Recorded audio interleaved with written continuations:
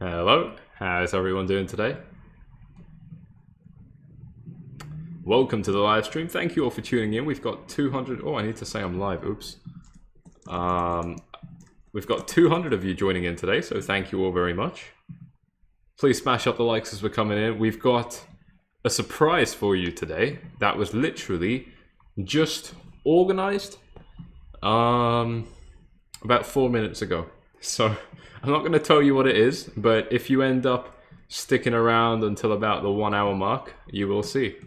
And it's going to be very, very cool. So I should get my assistant to organize this. I will. I think you're listening.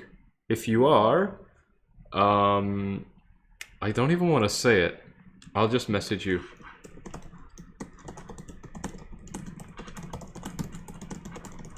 Can everyone let me know how the audio and video is as well? If we're ready to get going. Got some good analysis to share with you guys today, so very excited for this. Elon Musk coming on live, I wish. That would be very cool. That would be very, very cool. Alright, so let's take a look at this. No one's saying we've got good audio or video though. I just want to double check. It sounds like we do because you guys have responded to me, but I want to double check before we get started just in case. All good? Perfect, perfect. Okay, so Bitcoin set a low at 43k and we've done quite well from that low. We still haven't broken out, so it's not perfect yet, but it's pretty close to perfect. You know, one of the key things I said that I was looking for in the last video was, see, we didn't start the trend in a very healthy way, in my opinion. We started it off on a swing low. We didn't really hit a support level. We just kind of fell in the middle of some support, and then we ended up rallying upwards. And this, to me, kind of shook my confidence in the trend. But what I said next is that if Bitcoin can do something to kind of reel that back in, you know, it didn't start in a perfect way, but it wasn't terrible either. If Bitcoin can start showing some signs of doing very, very healthy things afterwards, I wouldn't want to be left outside of the bandwagon. You know, like I would be willing to change my mind quickly if I saw some new data that showed me that actually, even though we didn't start this new mini uptrend in a healthy way, even though we didn't start it in a healthy way, we have done healthy things, so it's okay. And we did that. We fell down to this area of support with this green box perfectly. Absolutely perfectly. This was the previous area that Bitcoin consolidated at before we took a leg down. So this is historically very relevant in the market right now. Very, very relevant. And what we saw from that point is we ended up hitting a high in the 50k range. Again, no surprise. We got rejected. We came back down to an old level of resistance, turning into a new level of support. And now we're testing even higher in that 52k range. Today, we actually broke above $52,000, but only slightly, only by about $400 or $500, which was about 1%. And then we've ended up taking a bit of a dive back down. We still haven't conclusively broken above this green box, and this blue box that I mentioned would be the tricky one. However, we're not far away from it, and I do think that we're pretty close to doing that. So very, very happy with how the trend is moving right now. It's doing everything in quite healthy ways, in my opinion. You know, I would have been a little bit concerned if we broke the resistance level on our first attempt and we just went flying into the sky. But we didn't do that. We took a little bit of a leg down, and now we're looking at finding support, I don't know, around the $50,000 area, and then potentially looking to carry on higher. So with this very, very simple analysis, it looks pretty good to me for where Bitcoin is at the moment. If Bitcoin falls below $50,000, this is where I would start to look at other levels down towards 46,000 as support. If we failed 46,000, I would expect us to fall down to 42. I did expect this originally, like I said, so that's what I think would happen next if we failed this support area right now. But in order to fail this one, we would have to fail where we are right now. So it's a little bit too far in the future and the potential future, because we don't even know if it's going to happen yet. But if it does happen, then that's what I'd be looking at. And the sky is clear as far as I'm concerned right now. It's like we've only got one little cloud in the sky right now, and we're ready to just absolutely blast off. That's how I see this chart looking right now, because We need to get over this resistance area, and I think this is what's going to trigger a really strong reaction upwards, just the same as we had last time, right? The same time last time when we broke above this box. Look at how quickly Bitcoin rose. It took 12 hours to go up by 7%. And in total, up to the all-time high, it took us only 2 days, 6 hours to rise by 11%. So this rally happened very quickly when we broke above this blue box right here. And again, I have to remind you, ladies and gents, that this is what's normal in a market that we're in right now, in the market that we're in right now. What is normal is when the market is trending up really, really quickly. And I think that's absolutely what we're looking at right now. So best case scenario, probably just kind of consolidating sideways a little bit. You know, correcting the trend a little bit. I wouldn't really expect a price-based correction downwards, but I would absolutely love a time-based correction sideways, literally just for, you know, 2 or 3 days. Maybe we pump in the weekend, you know, anything like that would be completely fine in my books, and then we end up trading on higher. I think that would make a lot of sense. It would be very, very healthy for the trend. It would make me very optimistic with where we are.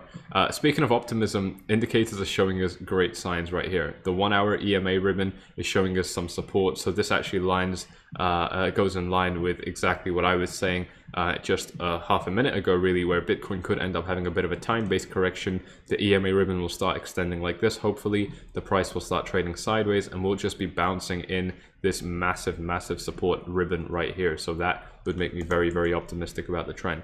Stick it over to the 4 hour time frame, and we can see all those crossovers right now as well. So we have now, with confirmation, turned from being in a bearish trend on the 4 hour time frame to a bullish trend now. We've gotten all the crossovers now. Well, nearly all. We're going to have them all hopefully within the next couple of hours. So the next 12 hours probably we'll have them. So I'm pretty optimistic about that as well.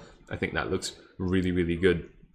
Guys, save your questions for a little bit later because I'm not going to be going through them right now.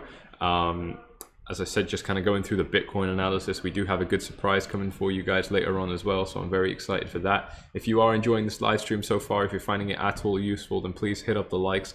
Really, really does help the channel a lot. Thank you so much for 70,000 subscribers. We hit that just 2 days ago, if I'm not mistaken, so that is very, very cool. Thank you all very much for that. We are very, very close to 100K, and actually what I mentioned is that at 75 I'm going to be dropping something huge that a lot of you guys will appreciate, regardless of your experience level, but definitely those of you who are earlier on in your trading career, you're going to be appreciating what I'll put out when we hit 75K. So I'm very excited for that. We're potentially just a week or two away from hitting 75K, so it's actually not that far away at all. But yeah, right here, this is what I'm seeing with Bitcoin. I want to flash over to Ethereum real quick because Ethereum now is starting to outperform Bitcoin just a little bit, which is great. We do have a very easy to spot head and shoulders pattern here, so that is interesting to see, although I'm not sure if I really want to draw any conclusions based off that yet. The reaction rally that we've had since dropping below the previous all-time high has been good. You know, I'm seeing a similar image here for Ethereum that I mentioned for Bitcoin, where we did something bad, but afterwards we've done some really good things. And it's almost like, you know, like here's my bad analogy of the day.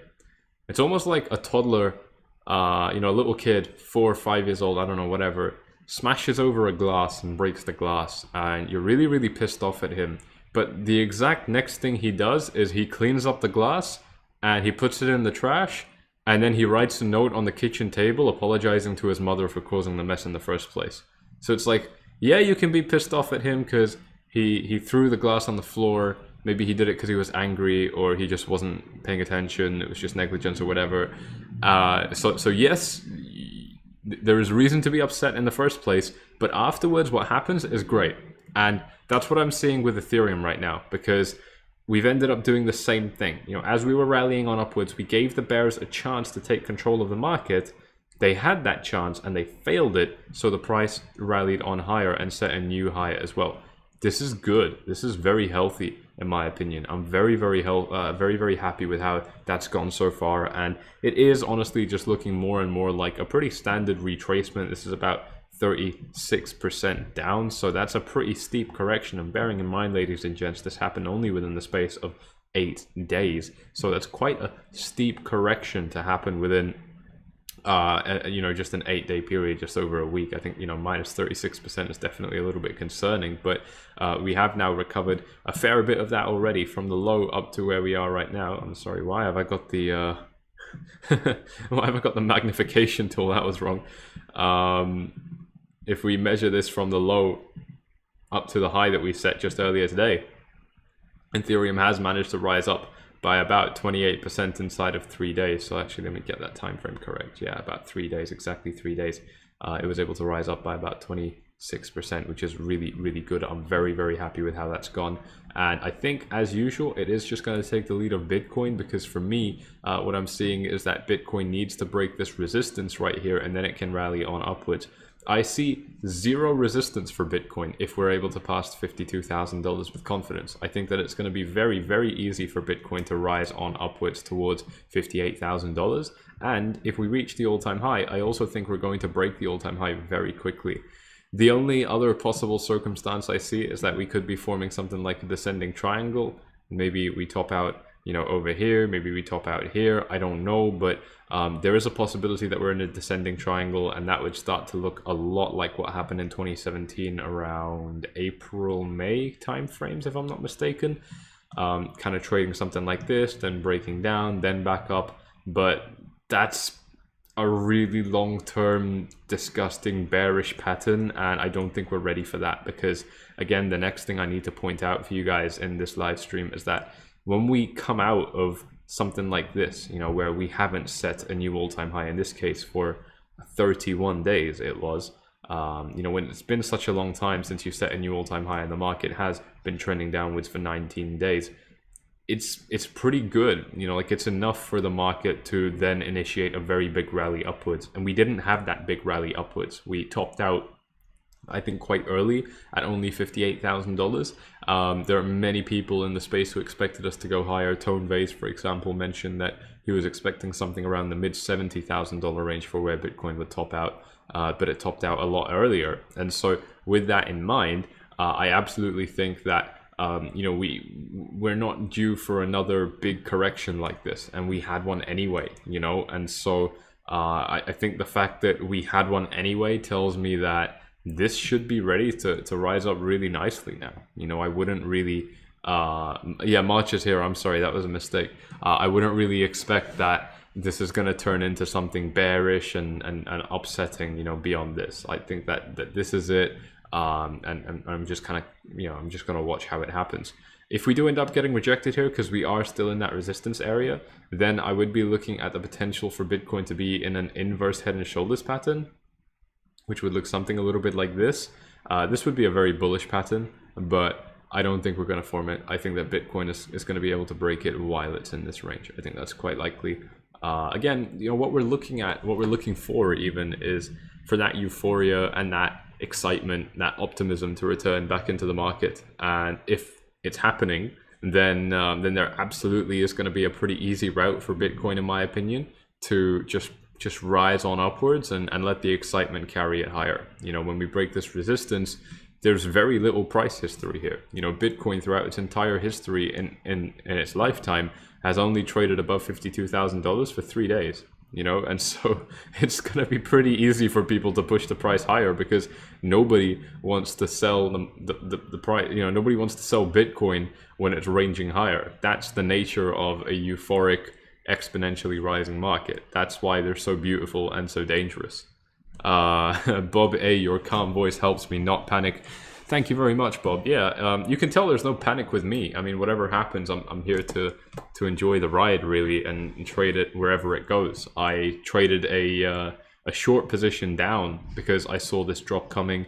I traded a long position up because I saw this rise coming. And being prepared for both directions is obviously very important, because it means that if Bitcoin is falling, I'm making money. If Bitcoin is rising, I'm making money. And crucially, you know, on this little drop here, it wasn't a big drop. I managed to pull a 35% profit, which is huge. It's very, very impressive to be able to pull that kind of gain with such a small move. And the same thing right here. This was a relatively small move as well, but I managed to close even an 80% profit, 80% profit, and 66%. So very, very impressive gains being made inside of this market, and this is how I lay them out. So this is all the information. You can pause the video and read this at your own leisure, where I would lay it out for VIP members, telling them exactly what I'm doing, you know, why I'm doing it, giving them the exact details on those trades as well, and then the reasons I should enter, the reasons I shouldn't, and so on, some little notes as well. This might not make complete sense to you at the moment. It might make no sense to you at the moment, but that's completely fine, because inside of our Forflies VIP group, we've also got tutorials and explanations on what all of this means. So there is no chance for you to be left in confusion when you've gone through the content that we have inside of the group. And this is the group where I share all the details on the trades that I'm making. VIP members have been loving it. I want to see if we have any fresh testimonials to share with you guys today. They haven't been forwarded in recently, because we do have that new staff member. I don't think she knows about it yet, but we do have some very, very impressive ones on screen today. Like I said, I mean, this guy, I've shown you this quite a few times, having pulled his first long trade ever inside of the VIP group, and then making a 52% profit. Another guy over here, bam, a triple digit profit right here, making a bunch more profitable trades, but they weren't triple digits, so he didn't feel like it was worthy to send, which is a very, very impressive problem to have inside of the VIP group. This being one of our most recent ones, this person turned a 30k loss nearly into profits within just one day. You know, overrode potentially weeks, months, even years. I don't know how long this person took to lose 30k, but he overrode it and overwrit it. Basically, he made that money back, most of it, inside of one day, which is absolutely spectacular. Probably did something very crazy, so I don't think it was safe, but still very, very cool. These are the kind of really wild success stories that people wish for. This person was able to pull it off. I don't think it's worth aiming for them, by the way. I think it's absolutely crazy, but I definitely think that that this is still super, super impressive. And another one right here, this member turning a 1.47 Ethereum profit. So people of all account balances joining, whether it's small or big. You know, a lot of people, like right here, mentioning that this person didn't make much money. We have people joining with just you know, even hundreds of dollars, although it doesn't really happen anymore, but also people with only a few $1,000s to trade with, up to people who are already millionaires. So big scope for you. And if you want to get into the groups to see exactly what we do, gain access to our content where you can watch me trading, get behind the reasoning of it all as well as a couple other things, then the steps to join VIP are on screen right now. Harry Potter in the comments, wrong channel if you're looking for moon coins. Thank you very much for establishing that right from the beginning, Harry. That's extremely useful. Yeah, absolutely. This is not a moon coin channel. I will never talk to you about coins that I think can absolutely 10x upwards. It's just not something I'm interested in, because I don't think it's ever true. And if it is, you're just playing probabilities. So you can also roll the dice and you would have just as much fun. And that's how I view those markets. That's why I trade Bitcoin with leverage. And I take this so seriously, because it is working so well. And there's a lot less guesswork that goes involved, you know, that gets involved. I mean, it can be a lot more clinical, a lot more technical, really, you know, and I find that very, very valuable. So if you want the information on it, steps are on screen. I'll leave this here for a minute. I am ready to start going through your questions as well. I will talk about targets on Bitcoin in just a second. But if you do have any questions, then please drop them in the comments. And as usual, make sure you tag me by typing out my name in the comments. Literally just type out my name in the comments, and that will highlight your comment as orange, which will guarantee that I will read your question. So if you don't do that, I will not see your question, because there are too many comments. So please do that. The final thing I want to touch on, just with my core analysis, and just want to make sure I'm not missing anything as well, is the possibility of Bitcoin setting new all-time highs and where that might be. So I've been saying this quite a bit, but I still maintain the same ideas. I think that Bitcoin topping out at 60k would make sense, because it's a psychological resistance area. I'm less concerned about 60k, but I'm pointing it out anyway. I think that, again, 65k, again, just because it's a round number, it would make a little bit of sense. I think that 70k is where it starts making more sense to top out. 75k is the first real target that I have for Bitcoin to top out at, because it is a very round number. Right there, I think 75k would make a lot of sense. And beyond that, It gets a little bit tricky. Again, I'm just going to have to say, I think it's going to be more psychological areas, $90,000, $100,000, maybe just the levels close to it, like 94, you know, anywhere in the whole 90K range is where I would become very bearish on Bitcoin, because it could drop very, very suddenly upon reaching those highs. And that, to me, would be very, very concerning. So I got a question about some of the candles on the 1 hour time frame. I'm going to take a look at that. I think that's a good one to go through. And the first one that I want to talk about actually is just, you know, what we have with this chart right now. It does look a little bit bearish and a little bit concerning. So I want to give you my take on this analysis right here as well. Right now, personally, I think that Bitcoin is it has painted a few bearish candles right here. We had a very strong rally. We had a very strong rally upwards, and we've now erased a lot of it already, just within the same. I mean, quicker than we went up in the first place. So, you know, I don't necessarily see this as bearish. I don't see this as the trend switching directions. I absolutely think it's going to keep going up. Only thing I'm seeing this as is a short-term price correction. It's the same thing that I mentioned to you guys quite a while ago. So if you've been a regular, and I've said this a few times, so if you've been a regular subscriber of this YouTube channel, you will know exactly what I'm talking about. Shout out to those of you who have subscribed. Once again, thank you all for 70K. I'm super, super happy about it. But you know, what I do think that we've seen right here is sellers in the market not being exhausted yet. So you can see that the last time we hit this range, a lot of people wanted to sell their Bitcoins, and it's happening again today. So I think that this sell volume needs to get exhausted. The sellers in the market need to be fully exhausted, which means all of their Bitcoins need to be sold. And when that happens, the supply is going to keep on dropping lower and dwindling down. And then when the supply is basically at the floor, when the supply is at zero, demand will kind of just raise the prices up. That's what I think will happen. And I can't remember the last time I told you about this, but the first time I told you about it was right here at 20K. So obviously that turned out to be absolutely true. And I can't remember when it was most recent that I said this before as well, because I did say it twice, but now this is the third time I'm saying it again. You know, I don't see anything concerning here. I just think that there are some quite excited sellers who rightfully want to take some profits at $51,000, $52,000, which makes complete sense to me, because it's a beautiful price to sell Bitcoin at, in my opinion. It's a very, very big profit. Almost no matter where you bought Bitcoin from, you would be in a profit. And I definitely think that that means there's you know, there's some profit taking happening here. But as soon as that volume gets eaten up, there's not going to be any Bitcoins left to sell, which means that the buy side of Bitcoin should hopefully push Bitcoin a lot higher. And obviously that would be very, very exciting. So 1 hour time frames, I'm not concerned by this at all. I don't see the doji you're talking about, unless you're talking about this doji. And yes, this would be, to me, a short-term sign of a reversal, which might mean that we even start challenging the 52K level again, maybe even during this live stream, you know, in the next hour or so. Once again, like I said, got a really, really cool surprise later on in this live stream.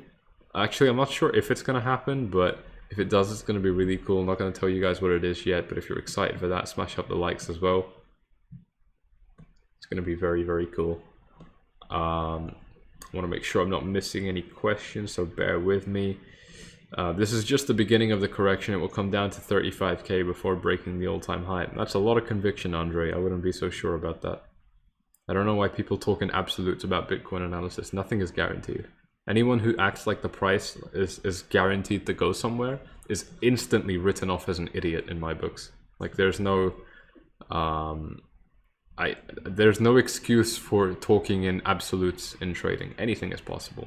I don't know why why people do that. Maybe they're just not experienced, or they haven't gotten screwed in the market enough yet. Because when you know, like, when you're confident something's gonna happen and it doesn't happen, the market will just smash your confidence to pieces, and that will take you to where I am now, where I say things may happen or may not happen, even though they might look super obvious. I think that's an important mindset to carry, because it keeps you humble in trading, and that's very, very important. What's my weekly price prediction for this upcoming weekend if it's bearish on the short term? It's not bearish in the short term, in my opinion. What are my thoughts about miner dumping? No thoughts about that. Miners are always selling Bitcoin. Why is that concerning? That always happens. So Maybe it's happening in larger volumes now. Maybe it's 10 times larger volumes now. But it's not like we haven't seen spikes in minor sell-offs ever before. This is super normal. Nothing concerning at all, in my opinion. As for my end of week price prediction, I couldn't give you that, Darius, unfortunately, because in order to predict the end of week price, I would have to predict tomorrow's price and the day after and the day after that and the day after that. And that means I would be betting on, I would be guessing on a lot of things that depend on the previous thing happening. So this is just a small exercise in probabilities where when you multiply multiple probabilities together, the overall probability of something happening goes quite low. And that's why I don't bother guessing what would happen by the end of the week. My ideal picture for Bitcoin is that we trade sideways and then we break out and it looks something a little bit like this. This might mean that we take another 2 days to break out, which puts us at Friday. That would be ideal to me.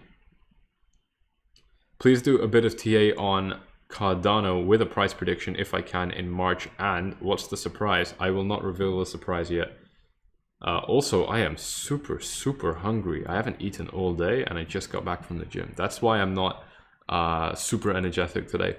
So Cardano has dropped by quite a bit. This is very poetic after the last time that I literally warned you guys that Cardano can do this at any time. And a bunch of people got pissed off at me. So this brings me a lot of joy. This is to be expected, 100%, no surprises here at all. But we definitely do have a situation here where I think Cardano is looking to fall back to some of its old support areas. This red line I think should be pretty good for Cardano. It's definitely, see, I mean, it's been an important level for Cardano historically going back to 2018, throughout all of 2018 and even the last little bit of 2017. I'm sorry, this line right here has been important. So for Cardano to find support off this level would make a lot of sense. I think that Cardano, in its absolute best case scenario, in terms of correction, will fall down to 1900 Satoshis against Bitcoin. I don't know what that looks like against the dollar, but against Bitcoin, this is the best case scenario that I'm seeing. This would be a full retrace down to this low. So I'm sorry, this peak. And there's a lot of confluence around this red line right here. So I would be very bullish on Cardano if it falls down to this level. Let's actually measure how much of a correction that is from our new yearly high. It's quite a steep correction. That will mean dropping by minus 39%. So there's not much else that would make me bullish about a market like Cardano than dropping down by 39%. So hopefully we do that. I don't know if we will because we also have support right here, but if this support at 2300 fails, I would expect that we find support at 1950. If that fails, then I guess we'll reevaluate, but we're far away from that happening right now. Broadly speaking, I'm not worried about Cardano. It's in a good trend and it has good reason to be rising. Of course, it's still a shitcoin, but so is everything else. I've got to be fair. I think it is still a good shitcoin. You know, there's good shitcoins and then there's shitcoins, and this is one of the good ones. So I think that in my opinion, so I think that there's good reason for Cardano to keep on rising. Not necessarily that it will happen now. Maybe we need to test the actual support levels. Maybe we need to plunge a little bit lower, but I have no doubts that it's going to continue to rise upwards, you know, towards 3,000 Satoshis again, and probably much further to 4,000, you know, so I absolutely think it's going to recover upwards. Just to be fair, because I know that most of you don't trade Cardano against Bitcoin and you actually trade it against the dollar, I want to look at the dollar price against Tether on Binance, just to give you my full rounded analysis on Cardano to make sure that I'm painting the whole picture. Unfortunately, there's not much price history, so this is quite hard to do. Okay, this is good. This is useful. So let me...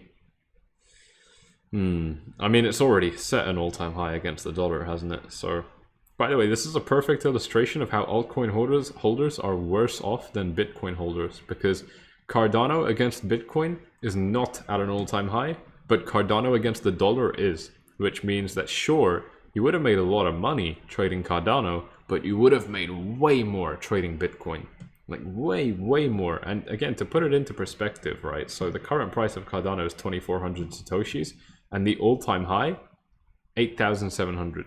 So I mean, it's still, I can't even do that math. That's still like a solid 4 times gain away from reaching the all-time high against Bitcoin. So Bitcoin holders have been way better off than Cardano holders, way better. And that's really cool. Very cool. Unfortunately though, because it's at an all-time high against the dollar, I can't really do any analysis on it. So I think this is the best, healthiest chart to read for Cardano, and that's what I think. I don't have a price prediction for you, unfortunately. It could drop suddenly or shoot right to 200k. Yeah, I mean, I think that I think shooting to 200k is very unlikely, nearly impossible, but obviously anything is possible. So it's nearly impossible, but not quite. Forflies, if you don't have a lot of money, do I recommend to hold through the bull market? You know, my strategy wouldn't change depending on how much money I have. I've been trading on leverage when I was nearly broke and when I turned into a millionaire, like still now. So my strategy is all the same, and that's because as a trader, your percentage gains don't really matter. I mean, unless you're playing with too much money, it doesn't. Let's blow up my camera now. I think we can just go straight to answering these questions. Unless you're trading with too much money, it actually won't make a difference. You know, whether you have a small amount or a large amount. So I would kind of I would just do whatever I like. And you know, to put it into perspective, if you were just holding coins and you were expecting a 10 times gain, then well, it depends how you define I don't have a lot of money. You know, if it's a $200 trading balance in total, going from $200 to $2,000 will not change your life, and it won't probably bring you the results that you're looking for. Of course, it's cool. It's an extra $1,800, and there's a lot you can do with that if you're desperate for money. But I'm sorry, I should start this off by saying that if you're desperate for money, then you shouldn't be trading, because it's really dangerous, especially not in the way I'm talking about. It's even more dangerous. But you know, like a 10 times gain on $200 is not very impressive. You know, like that's money that you can spend in a month, you know, just paying off bills or whatever. You know, turning 2,000 into 20,000, now you start talking about serious money. You know, now that's a big deal. Turning 20k into 200k, now it's life-changing. 200k into 2 million, probably not life-changing at that point, because there is now diminishing returns. It doesn't really make much of a difference at that point. But you know, it absolutely it depends on what you're aiming for and what you would like to achieve. But my strategy when I had no money and when I had a lot more money hasn't changed. It's still the same. So that's what I'm seeing right here.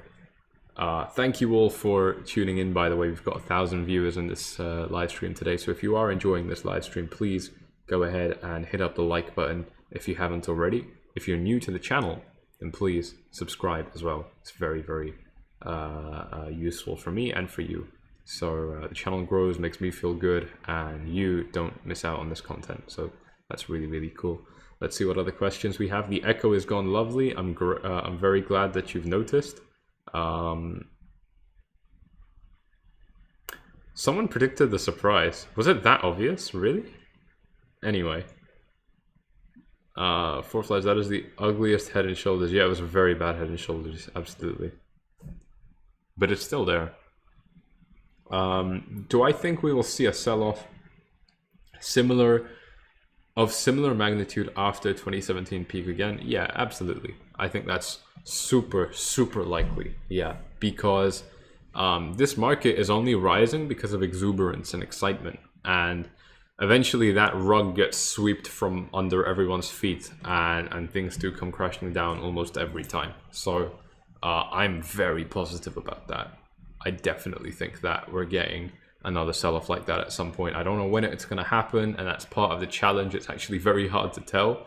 You know, one of the key components of how you can forecast when a dump like that is going to happen, you know, like $20,000 down to $3,000. One of the main ways you can, one of the only ways you can predict when a bubble is going to pop again is by looking at the following, but understanding that what I'm about to say actually happens a lot. So if you predict it because you see the signs, it might be valid, but it might not actually happen yet. You know, this thing can repeat a lot until we actually get the crash. And what this is we start rising to absolutely irrational, absolutely crazy, mind-blowing levels that people cannot fathom, and it looks like it's due for a correction. This is the basic description of what usually precedes, what usually comes before a big crash downwards, where the price would be rising to absolutely crazy levels. In this case, like, I don't know, let's say $30,000 is an absolutely crazy level, and nobody believes that it's possible that it can go up this high, and nobody believes it can go higher, and then it does, and it keeps going higher. I'm talking on a macro scale across many months, and then it does go higher. It goes from 30K to 40K, for example, and then you get some of the people who originally said that there's no way it can go higher than 30K. Some of them cave, and they're like, shit, okay, it's gone up by another 30%.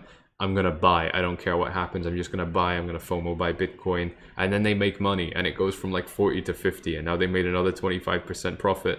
And the naysayers from before, more of them join the bandwagon, and so it turns into something where you know, one of the key signs that you can see for when a bubble is about to pop, because obviously it's a bubble again. Obviously, it's undeniable. Look at how fast it's rising. You know, one of the key things is you look at how it looks completely unreasonable for Bitcoin to keep on rising upwards, and then it does, and then people join the bandwagon. That's the crucial element that most people miss out on. Like, obviously it keeps on rising beyond expectations, but it's when the naysayers jump on the bandwagon and admit that they're wrong. And what makes it tricky is that has already started happening. So, you know, according to that, we should have topped out at $50,000 or $20,000, but we didn't, you know, so that process can keep repeating. And I don't know when it becomes too saturated and then the market needs to crash down. And one of the hardest things about it is it's going to be really, really hard to bet against the trend. It's going to look super, super obvious that the market has to keep on rising higher.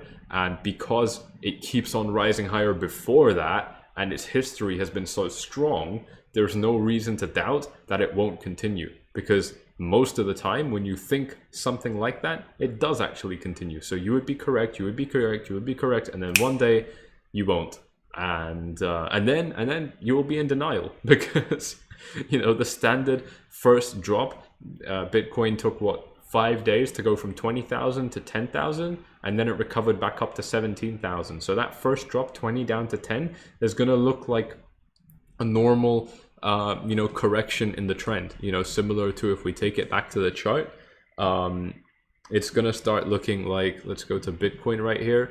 It's going to start looking like this correction that we just had, you know, over this past 2 weeks. This one right here, it's going to start looking like this. And you would think, oh yeah, this is super normal. This is fine. It's just a correction. Price is going to keep on going up. Same thing I said. So it makes it very, very hard to predict, but I absolutely think it's going to happen again. Yeah, it's there's not much room for interpretation on that, in my opinion. Thank you all for tuning in, by the way. 1,000 viewers, very, very nice of you. If you are enjoying it, then please, once again, hit up the likes on this live stream. 400K by the end of the year, entirely possible. How do I put the volume with a moving average like that? I don't know what you're talking about. I don't think I do. Forflies, you mentioned the top. Do you have any advice on an exit strategy for getting out on a high? Dan, unfortunately, I don't have any advice, and I also don't have a strategy for this because there's no way to do it correctly. Unless somehow you're a psychic and you actually predict which top is going to be the top, you can't have a good exit. And so the only way this goes at best for most people, and hopefully this is what I will do as well, is the market will run up massively, and then when it has its first crash, you know, like 20K down to 10K, I would exit somewhere in that crash. So for example, my $100 might turn into $150, and then I would exit with 130, and that would be success. That's the best case for most people to achieve. I don't have any advice on that. What I will do, obviously, is as I plan to keep on making and live streams as Bitcoin keeps going, and obviously it's gonna most likely top out again and have, you know, a big bear market again. Again, nothing is guaranteed, but I think it's super likely. Hopefully when that happens, I will still be here making videos and live streams, and I can give you my thoughts on it, you know, and it is gonna, you know, this is one of those things that it's like, it's career defining, you know, like you can get it right and you will walk away with so much money. You can get it wrong and you will have less than half what you had a week ago, for example. So it's a real challenge, and I'm right there with you, Dan, because I have no idea. Forflies has a video on it. It's the EMA ribbon. Yeah, so if you guys want some information on the EMA ribbon that I showed you earlier on in this live stream, then the steps to sorry, not the steps to join VIP. I'm on repeat now. I really am super tired because I haven't eaten today. But you can type this into YouTube in the search bar, and you can watch my video on the exponential moving average ribbon. Very, very good indicator. Adam Karim, I love how straight up this guy is. Thank you very much. Yeah, I'm super unfiltered with everything I say, and as you guys know, it gets me into some trouble sometimes, but for the most part, people appreciate the realism, because most people don't have the balls to be realistic in their speech, and it really shocks a lot of people, because at my age, that kind of realism, when I carry it through into meetings and stuff like that, people who sit there in their corporate boring jobs where they never say anything that's on their mind because they're scared of repercussions, they suddenly hear me talking my stuff freely. It's really, really funny watching some of their reactions. But obviously it's what everyone's thinking. It's just that they're afraid to say it. So I'll take the hit. I'll take it for the team. Am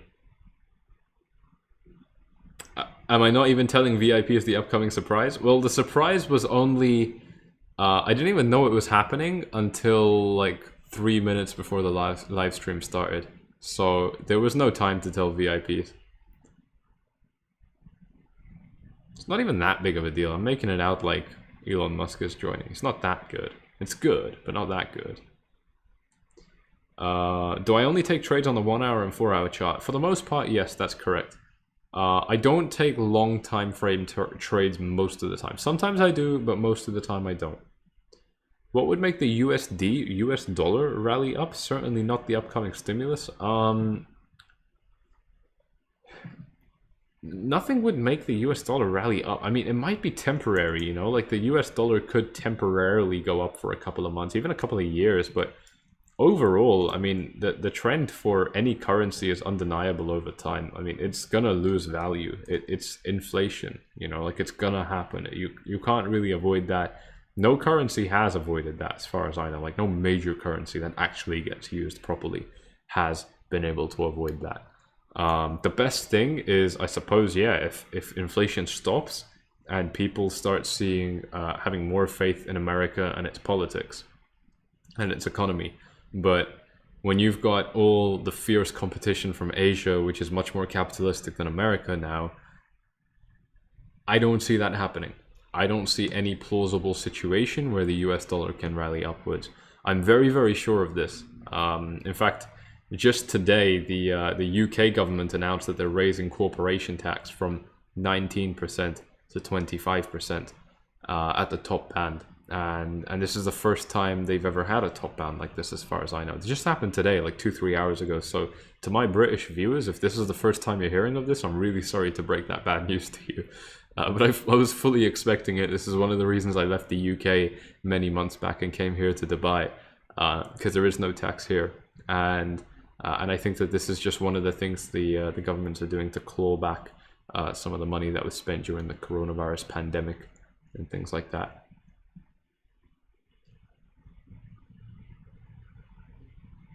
Forflies miners started selling big time at $58,000 because they're smart. Yes, of course, anyone would sell at 58k if they were smart, in my opinion.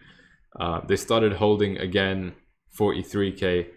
This is what's allowed Bitcoin to start rising again. Sure. Am I shorting Link? No. Link looks pretty good.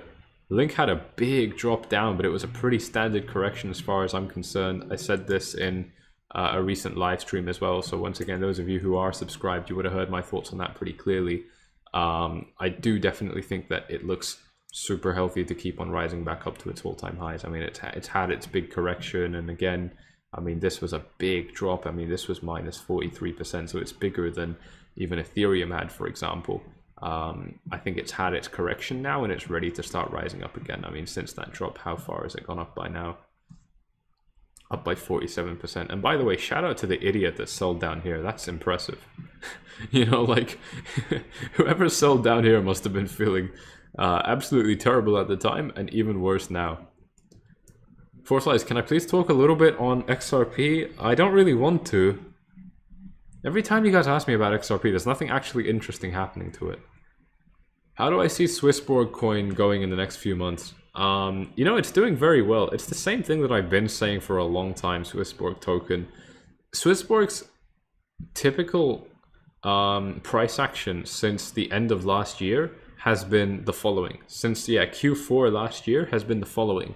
It will take a rise up, and then it will trade sideways for a very long time, and then it will rise up again, and then it will trade sideways for a very long time. And for those of you who were paying attention to stocks, specifically in the tech space 2-3 years ago, that's exactly what Tesla was doing. In fact, I keep on making this comparison, but let me actually show it to you this time. That's exactly what Tesla was doing when I bought Tesla two and a half years ago or something. Let me show that to you real quick. So right here, this green box, those of you who are around on the channel back here, you will remember it was like June 2019. I said it on this channel. I said I was buying Tesla at like $36. Everyone thought I was crazy. At that time, the price was like 180 because the price was 5 times higher. But that was before the stock split. But the equivalent price today is 36. And everyone thought I was crazy. And it turned out to be one of the best trades ever, as you can tell. But Tesla's price action for a very long time before was, you know, I mean, we switch it over to the weekly chart and the trend is undeniable. It takes a leg upwards, then it trades sideways, then it takes a leg upwards, then it trades sideways. In this case, it drops down temporarily, and then it goes up again. And that's been Tesla's trend. I mean, it doesn't, for the most part, it doesn't have corrections like this often. You know, a lot of the time, it does just trade sideways, then up, sideways, then up, sideways, maybe a correction, then hopefully up again. Super standard, and this is what happens in very, very healthy assets where there's good use cases behind them. Tesla is a good company, and that's why it's growing like this. Nobody actually wants to sell it. And from a technical perspective, Swissborg is doing exactly the same thing. And that is why I bought Swissborg originally way back down here somewhere.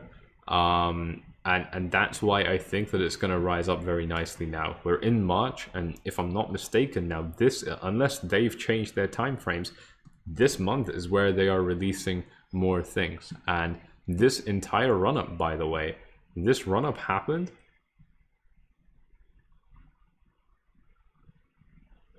what? 1 second. I think I'm here we are. This is the run-up I'm talking about. I'm sorry. This is where I bought Bitcoin. I'm sorry, my numbers were wrong there. This is the correct chart I was meant to show. This entire run-up, this one right here, happened because of one product release, and they're having another one this month. So I'm definitely expecting something similar to happen again. Unless they've moved the time frames, but those are the time frames they told me about when I met with them. What's my personal favorite crypto chart structure-wise? Structure-wise, this is my favorite because it's so bloody easy. Like, it goes up, trades sideways, goes up, trades sideways, goes up, trades sideways, hopefully goes up again. You know, I mean, this is what I think is the ideal. Like, if heaven was on a chart and trading view, this is what it would look like, in my opinion. Obviously, I have to disclose I work with these guys. I love them. That's why I bought their token, and it's I bought a lot. You know, like, I never really buy tokens anymore, but I did for this. If you want to get in on it, then there's a link in the description for you to sign up to their platform and then buy their token. Unfortunately, by the way, US citizens, you can't do it. Sorry. Your government, just like the UK, is extremely tyrannical in everything but name.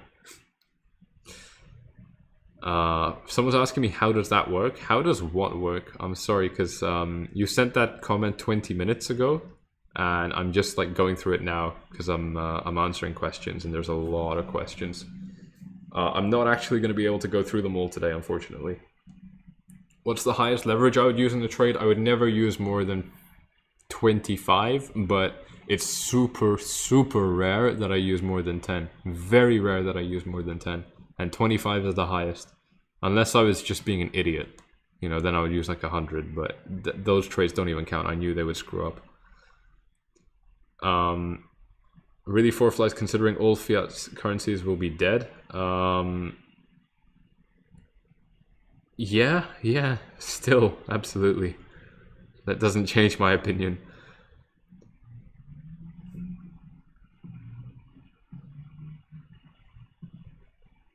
Just looking through some more of your questions. Let me make sure I didn't miss anything, by the way. So, only thing I didn't cover yet was the Ichimoku clouds on Bitcoin, but I don't think they're worth talking about. There's nothing particularly interesting. So yeah, I'm not going to go into that right now.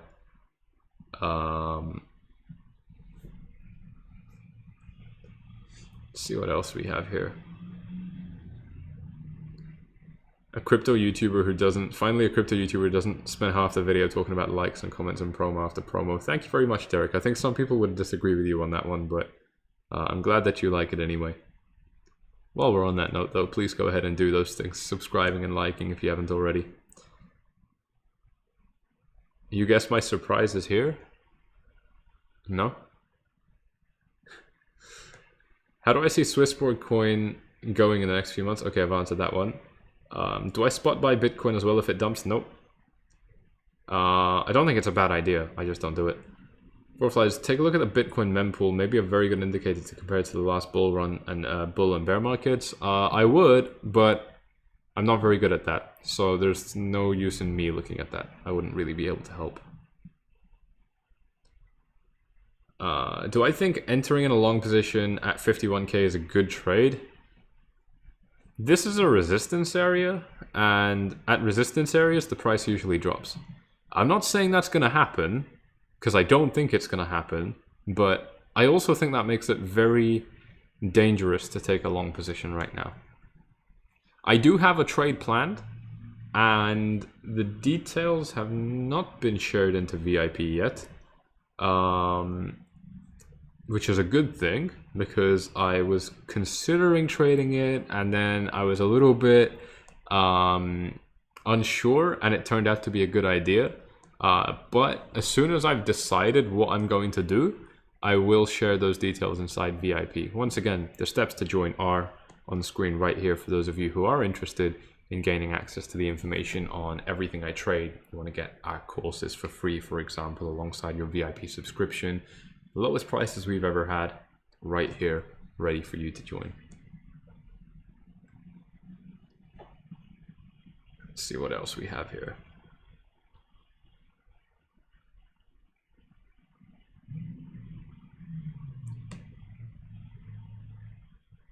Could I please talk about ETH? I already have. Go back and rewind the video.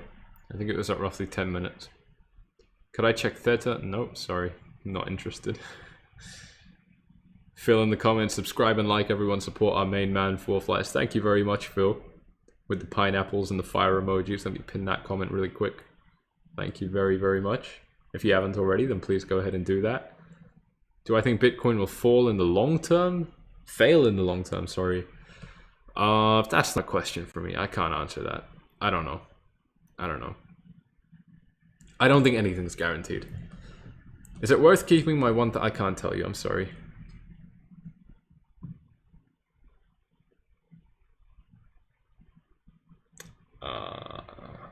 What about Chinese Tesla? Can I talk about that? I don't know anything about the Chinese Tesla. I'm sorry, there's not much I can say on that. Appreciate the earlier start today. You're very welcome. Yeah, quite a few people have requested that, and I'm actually heading out for dinner with some pretty cool people. So I needed to get this out earlier, and I didn't make one yesterday. Do I look at the Fib levels from Bitcoin's peak? I mean, I could look at the Fibonacci levels. I don't think there's anything particularly useful to see right now, although maybe I'm wrong. Let me just measure it from this low up to our all-time high. Anything interesting? Nah, I don't really see anything interesting from here. From this low to our current all-time high, We're at resistance right now, and that's not surprising. There's support over here, and that's not surprising. 0.5 fib, 0.618 line is okay. Again, it doesn't tell me anything though, because I already knew there was resistance here. So if anything, it just confirms it. But this resistance is already confirmed because we already got a small price rejection. When do we find out the surprise? Ideally right now.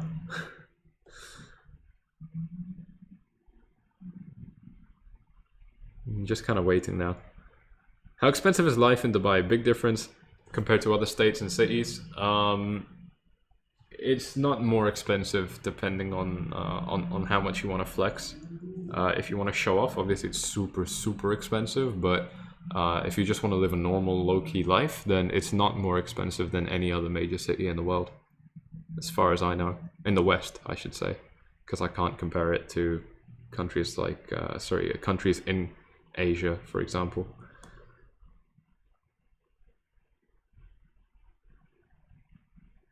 If you want to trade a position and you can only choose one indicator, which indicator would you use? I wouldn't choose an indicator. I would only use bare bones support resistance lines like this, because I don't need an indicator. Most of my analysis is done without an indicator. So I don't need one to trade. I only use them to confirm what my analysis already tells me.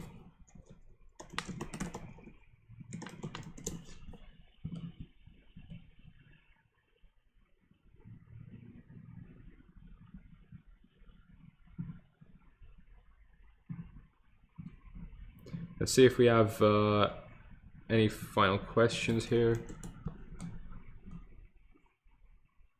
Can I please talk about ETH? Already did that, so please rewind the live stream so I don't need to repeat it for everyone who's here from the beginning. The early lives are great for West Coast USA listeners. More early lives. Really? I thought that you would prefer it later in the day, because West Coast US right now is like 9 a.m. 9 a.m. Like, most of you guys in the West Coast are not even awake yet. You guys are lazy. What are you talking about? I actually thought that you guys preferred it if it was like 3 hours later from now, because now it's at midday, everyone's awake, and you know, you catch it after work and stuff like that. It's still good for Europe. For the most part, it's still good for Europe. So I do use an indicator. Well, these are not indicators. These are technically called tools. And yeah, so look, these are indicators. Everything here, these are indicators, right? Like the Ichimoku cloud, it's not even here. The MRI indicator from Tonebase, these are indicators. These things here, these boxes, these lines, these are just tools. If you meant tools included, then yeah, obviously I would choose the boxes and lines. This time is perfect. Please do the lives at this time. I will do more of them. I'll vary them. So I prefer to do them later on in the day because it's better for me too. Oh, T-Town is awake. Cool. T-Town is someone I'm talking to on Telegram. Welcome to the live stream. Yeah, you're different though because you're a smart person. So smart people, yeah, they sometimes do wake up earlier. But now, for the most part, I mean, 9 a.m. I think it's too early for the West Coast. I wouldn't do that to other people. Like, I can't remember the last time I've asked for a meeting before like 10 a.m. I'm just never up. I wake up at like 11. So I actually prefer later live streams. I prefer doing them, you know, like 2 to 3 hours after right now. Like to start them 2 to 3 hours later from right now. All right. Let's see what else we've got.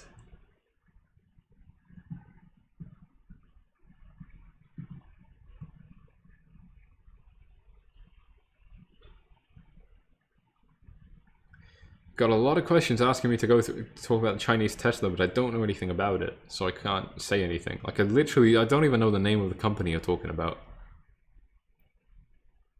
I have a question about putting fibs. If I was to pull from the low on 23rd Jan, this one? This is the low, right? Did you mean this? Wait, what low? I wouldn't draw a Fibonacci from this area on the 23rd of Jan. Maybe you went 22nd to the all-time high at 58k. Would it be a good or bad place to put it? I think this is the best place to draw a Fibonacci retracement from, because this low is, I suppose it's this low actually, technically. This low is the one that kicked off the rally to the all-time high. And that's usually the criteria I use when I'm drawing a Fibonacci. We cover content on this, like Fibonacci hygiene, for lack of a better phrase, how to use these tools. We cover a lot of content on this inside of the Forflies Academy courses, both of them. So if you want to gain access to them, the steps are on screen now for you to ask me about them for information.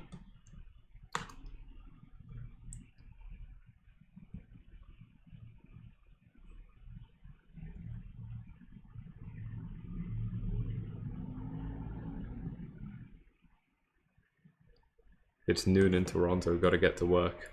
Yeah, so a lot of you guys in North America are working right now, which is also why I try and do them a little bit later, because most of the audience, by the way, I think about 40% of the audience, it's not most, I don't even know the numbers, but a lot of the audience is in North America. But I don't know the numbers, it might not be most.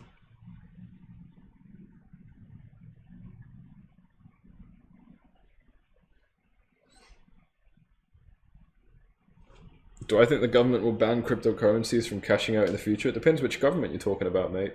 Some governments won't care and others will keep on taking freedoms away, like the United Kingdom. So you pick and choose which government.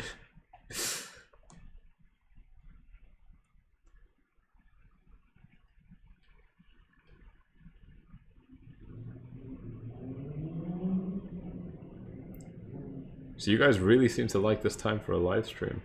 Like I said, I will vary it more. I promised one of the guys I'll do earlier live streams, and this is the first time I've done a quite early one. Like I said, I prefer to do them later. But I'll keep on varying it, you know, so that it's, I guess, fair to most people. But for the most part, they will always be at this time of day. You know, plus, you know, between now and the next 2-3 hours, and that's it. It's not going to fluctuate much more outside of that, only with small exceptions. Favorite car? I got into a legal race with a car here in Dubai today. It wasn't a race. We were just driving casually. Nothing happened. Speed limits weren't broken. And this guy had a 911 GT3 RS. And I already know that's probably the best car in the world, like full stop as a driver. Probably. I haven't driven it yet, but I have a Porsche as well, and I have a Ferrari now, and the Porsche is better. So I'm excited for the 911 GT3 RS, and that will be something I buy myself at some point. I don't know when, because it's expensive, although cheaper than my Ferrari. But yeah, that's what I'm thinking. Thanks, that actually helped. Gonna rewatch the stream from the start. Yeah, go ahead. Litecoin analysis. Unfortunately, not much I can say about Litecoin ever. It doesn't seem to move much, but maybe something happened. Yeah, again, I mean, there's not much to say about Litecoin, unfortunately. I just don't have any analysis to give on this. I wish I could, you know, because I used to really like this coin, but I don't know. I mean, it pulled back, and now it had its pullback, and now it's rallying upwards again. I don't know what else I can say about it, to be honest.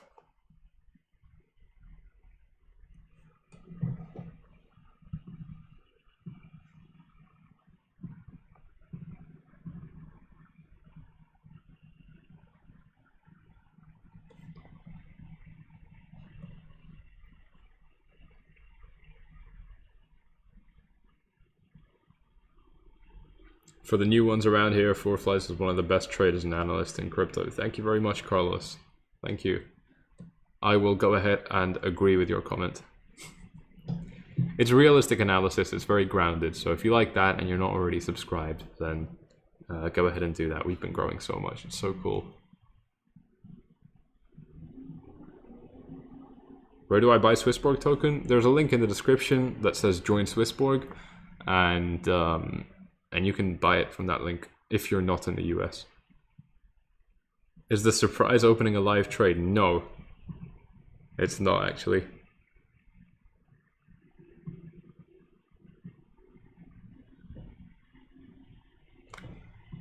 Give me a second.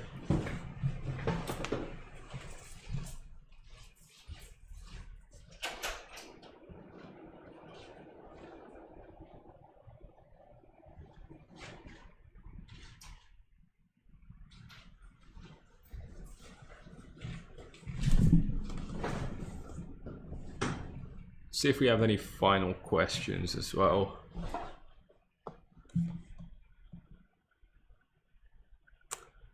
Anything related to trading, would want to stick to trading for a little bit. Traffic cameras everywhere in Dubai, yeah, there's a lot. I do want to stick to trading before we start going off topic though, because I don't think we've finished talking about that yet.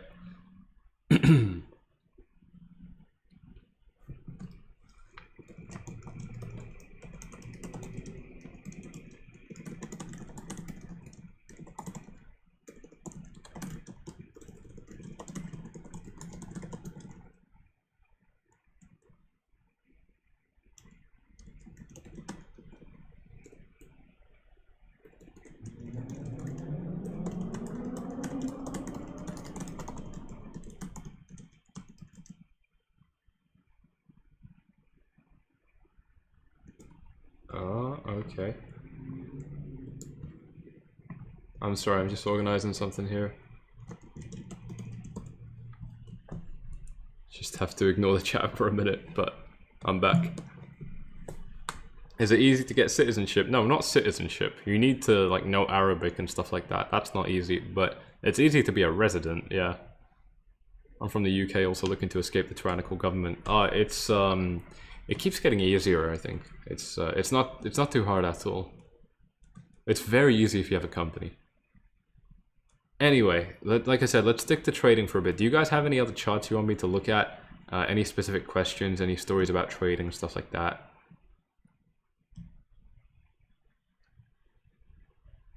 The cars in the background sound just like in GTA. Yeah, life is like a video game here. It's really cool. Forflies, if later there was altcoin season, then will you choose based on fundamental or the coin's chart? Ideally a mix of the two. However, Harry, what I won't do is research the coins myself, because that's a waste of time and most of them are shit. So I will just wait for other smart people to read them for me, and then I will listen to their analysis on YouTube and stuff like that. And that will basically give it the green light if it's worth trading for me. Although it's worth noting that I do trade shit coins. I do trade coins like bcash, I do trade coins like XRP from time to time as well. So it doesn't need to be a particularly strong coin fundamentally for me to trade it. It just, yeah, I think a lot of it does need to be good for trading and have a healthy chart.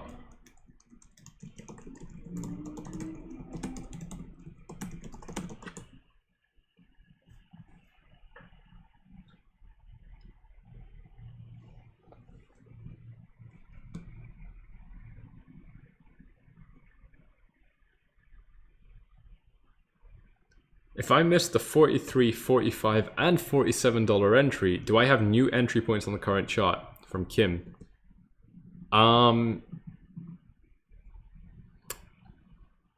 It depends. If I was buying spot, then I wouldn't really care. Buying spot means without leverage, just a normal buy. I wouldn't really care. If you think the all-time high is going to be exceeded, then it doesn't really matter where you buy, because you're going to be in profit. So, and that's the boat I'm in. I do think we're going to break the all-time high. If it's a leverage trade, then it's a little bit different, and that's where I share that content in VIP, so I won't talk about it here. I got a question for Forflies. What do you think a reasonable market cap of ADA is over the next few years? I have no idea. I don't think any market cap is reasonable for most of these coins. So I have no idea. You previously mentioned that since Ethereum tends to follow Bitcoin, you only have to perform analysis once and execute the same trade twice. Does this not double your risk? That's a really, really good question. Thank you. You've excited me now. Yes and no. It depends on how I do it. The way I usually do it is, and this is where it's so easy. This is why I've shown you that spreadsheet a few times, guys, of no leverage for me now, Kim. Well, again, I mean, I can't advise you on what to do, but I definitely think that the best time to buy Bitcoin was like yesterday or whatever. So the next best time is now, kind of thing. If you think it's going to exceed the all-time high, then it doesn't matter where you buy, you'll be in profit. Then it becomes a matter of pride. Like, oh, I missed 45. Do I buy at 51? Now I'm going to feel shameful. Like, it doesn't really matter. You're going to be in profit. It doesn't matter.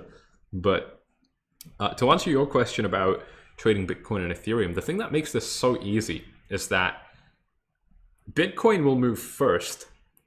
And a lot of the time, Ethereum will be pacified while Bitcoin moves. And then it will, and then Bitcoin, when Bitcoin finds some stability, and I'm in profit on that Bitcoin position, and Ethereum still hasn't moved yet, I will move my stop loss to break even on Bitcoin. And this brings my risk back down to 0. And then I have risk available, essentially, to allocate to an Ethereum trade, which would be very, very cool. So that's where I would trade Ethereum. And then the other reason that my success rate was so strong over, you know, to compound this and make it even stronger. And by the way, I talk about this in the Trade Insane package. It's linked in the description down below. All VIP members get it for free, but I've already talked about this publicly. In that product. But the next thing that happens from there, which is really, really cool. Hey, what's up? Come in. We've, 1 second. I'm going to turn this off for a second. So they don't know you're here. I just kept on saying we have a surprise. But here we go. Come bring the seat here. So a few people actually guessed it, and it's Tone Vase here today. Are you live? You back on live? So, yeah, we're live. We're live. Welcome. Hey guys. Welcome. Damn, nice setup. Yeah, first time in the office. It's pretty good. So we just used Telegram to light up my face, and it's super ghetto, but it works. We were just talking about, so first of all, for those of you who don't know, Tone Vase is a role model for me, and he's one of the best analysts I know. I keep on saying it, he's the only analyst that I still watch. And at that, I still don't even watch many people, so that says a lot. We were just talking about a very good strategy that I've had for a while, is since Ethereum often follows Bitcoin, I only have to perform analysis once and then execute the same trade twice. Does this not double my risk? And what I told this person is that a lot of the time Bitcoin will rally first and leave Ethereum behind. So I will trade Bitcoin, move my stop loss to break even, and now my risk is back to 0. And then I'll make the same trade on Ethereum. And essentially, I mean, Ethereum would follow Bitcoin, so I would make the same profit. And then the third step to that is when it's altcoin season, I would do the same trade on Cardano, for example, because Cardano would be lagging behind Ethereum. Yeah, you're not really lowering your risk. If anything, you're slightly raising your risk because Bitcoin is a more secure asset. So the general probability of a giant Bitcoin crash is slightly smaller than a giant Ethereum crash or a Cardano crash. So you're not lowering your risk, you're just kind of diversifying with something that's potentially a little bit more risky. If you have a specific strategy where, like you said, if you have done the analysis and you have the data, that you have a higher probability to make more money on the Ethereum trade because it has a higher statistical probability of doing what Bitcoin just did, then you're offsetting the additional risk of holding Ethereum by the fact that you have a slight advantage in Ethereum's direction. But if it's the same analysis, you might as well just only trade Bitcoin versus diversifying into Ethereum, because then there is no additional gain of an advantage with a slightly higher risk profile, if that made sense. Yeah, it does make sense. I'm still pretty happy with my strategy. I'd actually disagree on, I do think that your risk is higher when you trade altcoins and things like that, obviously, than Bitcoin. The general probability, like you said, of a crash is lower on Bitcoin. But when that stop loss is at break even and markets move really quickly, you can keep moving stop losses to break even on new trades. And eventually you will screw up with a minus 18%, minus 20, but the others will be plus 60, plus 80. It doesn't even matter. I think that's really, really cool. Some people are asking about your indicator as well. So do you want to talk about that? I should probably introduce you a bit better, or do you want to do that? Because some of my viewers might not know you. Yeah, no, you're getting a lot of viewers. Hey guys, so my name is Tone Vase. I also have a YouTube channel and I teach introduction technical analysis. Everything is under just my name. I was in your live chat earlier. It's just tonevase.com, Tonevase YouTube. I think a lot of your viewers are familiar with me. They may or may not watch, but they are familiar. Yeah, so it's just tonevase.com. Yeah, and you can get everything from there. Same thing with my YouTube channel. And yeah, so there is an indicator. I rebranded it, added my own ideas into the code. It's called MRI. You do have access to it right there. Yeah. So you can pull it up. And it gives me this time perspective to the market. Everyone always asks, where's the price going? Where's the price going? But as a trader, you need to also pay attention to time.